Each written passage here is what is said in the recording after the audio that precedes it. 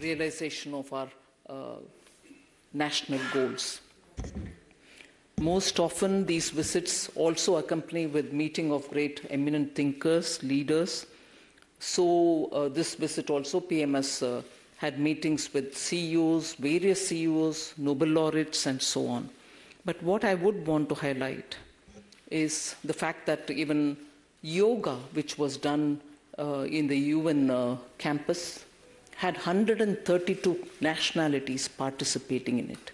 So it drew great attraction, and as a result, taking yoga to a level that has got recognition all over the world is a very important aspect that I would highlight.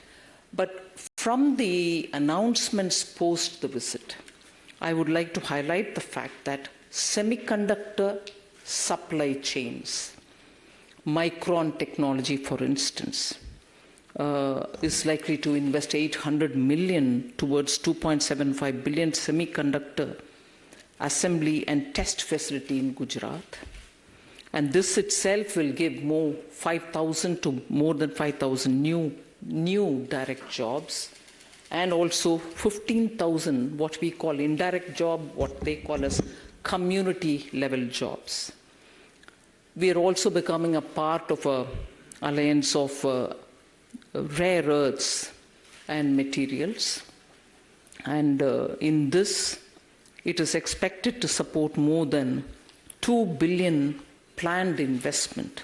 Center for the Semiconductor Center for Commercialization and Innovation, which is being set up in Bengaluru, will have, in its first 5 years of operation itself, the center is expected to support more than 2 billion planned investments, 500 new advanced engineering jobs, and potentially another 2,500 jobs in manufacturing ecosystem. Now, this is a very big step forward. Similarly, Semiverse Solutions, which will train up to 60,000 Indian youth into artificial intelligence and use of semiconductor-related education and workforce development goals will get fulfilled. Critical mineral partnership, which I've already mentioned. Quite a few of these companies are coming out and wanting to set up these capacities in India because lithium and cobalt and the use of these rare earths are going to make the future of energy and energy transition. So that's a second. Space also had great lot of achievements. Advanced training will be provided. NASA will be providing advanced training to ISRO, and that will also help for a joint effort to the International Space Station in 2024. Advanced telecommunication has also had agreement. India and US launched public-private joint task force for the development and deployment of open RAN systems. I'm just giving you the highlights and not going into the details of everything. Quantum and advanced computing has also received a joint Indo-US quantum coordination mechanism. You know, it was announced as a part of our budget. And then they will also support joint research in artificial intelligence, quantum, and advanced wireless technologies.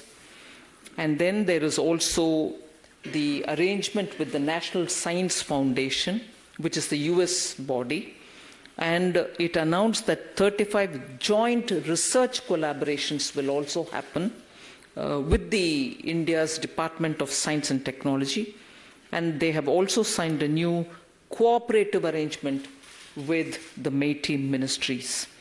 Department of Atomic Energy has also had a share in the agreements, is making 140 million in-kind contribution to the US Department of Energy.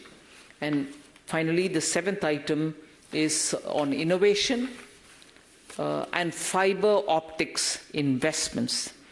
India's Sterlite Technologies Limited has invested 100 million in the construction of optical fiber manufacturing units in Colombia and that will facilitate 150 million in annual sports. But beyond all this, I'd certainly like to draw your specific attention for directly some very important defense production-related announcements.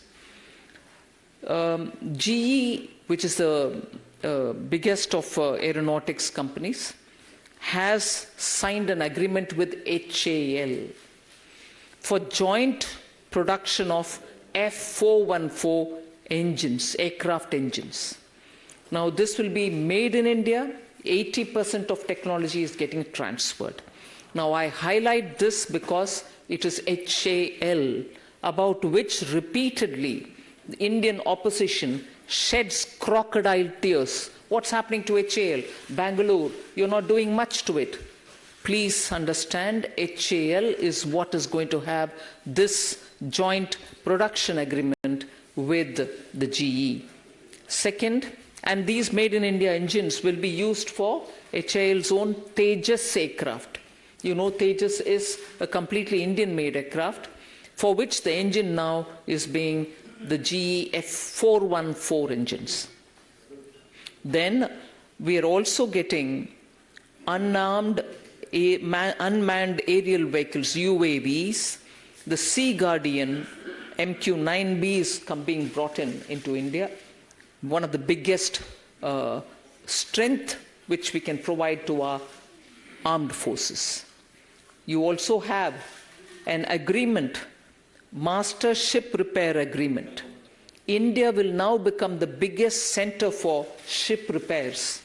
Already the US Navy has concluded an agreement with the Kattupalli, which is very close to Chennai, Larsen and Toubro shipyard, where India will be the center and will be the hub to repair most of the major ships.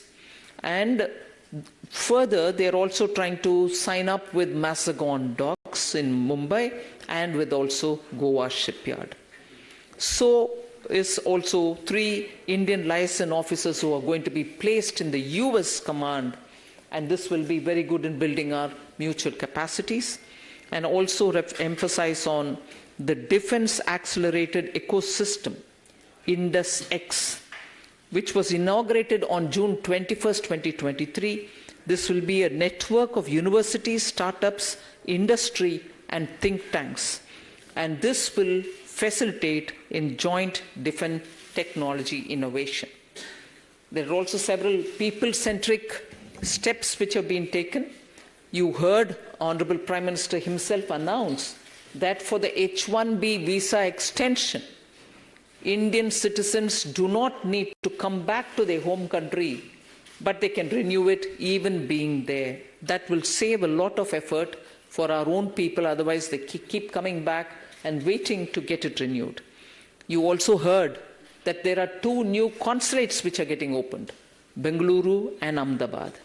Fulbright Kalam Climate Fellowship, additional facilities also being brought in. 100 additional US undergraduate students will study or intern in India. This is also being people-to-people measure.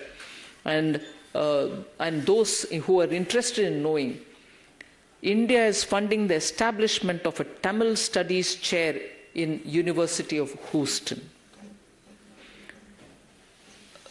Aviation deals, which are commercial deals, have also happened just in time before Honorable Prime Minister went to US. So you've heard about that. Many other commercial decisions which I'll draw your attention to are Amazon, which will bring $15 billion US dollars and 26 billion in the country to investments to be made here.